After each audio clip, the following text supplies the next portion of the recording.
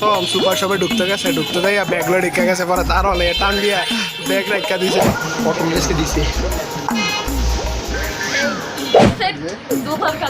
সেরা হয়েছে সেরা হাই তো কাদের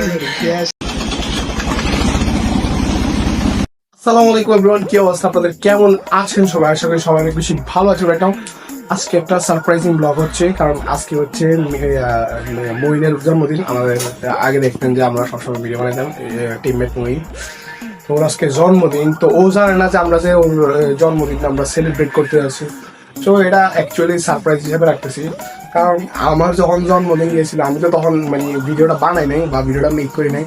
ভাই আমার যে একটা ক্যাচাল দিয়েছিল ভাই, মানে বলার বাইরে। তো আজকে ওই ক্যাচালটা তাহলে করবো, সো পুরো ভিডিওটা দেখতে থাকুন এবং এনজয় করুন।